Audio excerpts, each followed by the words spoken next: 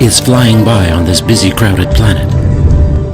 As life changes and evolves from second to second.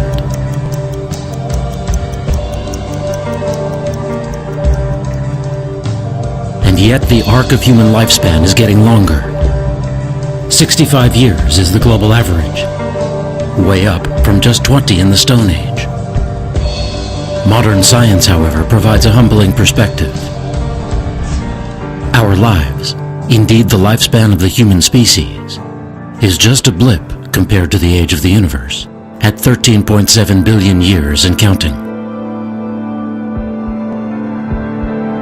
It now seems that our entire universe is living on borrowed time, and that even it may be just a blip within the grand sweep of deep time. Scholars debate whether time is a property of the universe or a human invention. What's certain is that we use the ticking of all kinds of clocks, from the decay of radioactive elements to the oscillation of light beams, to chart and measure a changing universe, to understand how it works, and what drives it. Our own major reference for the passage of time is the 24-hour day. The time it takes the Earth to rotate once.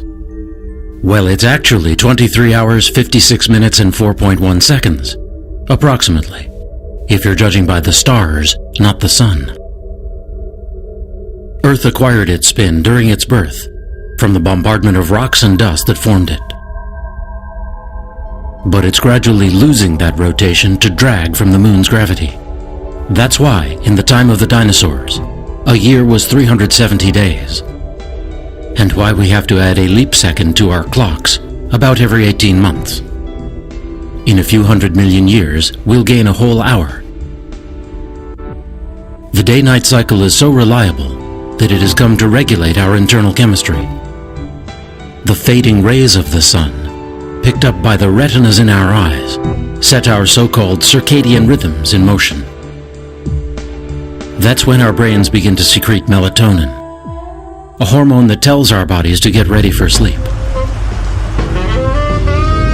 Long ago, this may have been an adaptation to keep us quiet and clear of nighttime predators.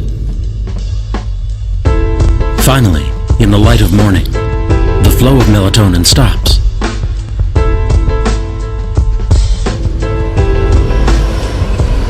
Our blood pressure spikes. Body temperature and heart rate rise as we move out into the world. Over the days and years, we march to the beat of our biology. But with our minds, we have learned to follow time's trail out to longer and longer intervals. Philosophers have wondered, does time move like an arrow, with all the phenomena in nature pushing toward an inevitable end? Or perhaps it moves in cycles that endlessly repeat, and even perhaps restore what was there.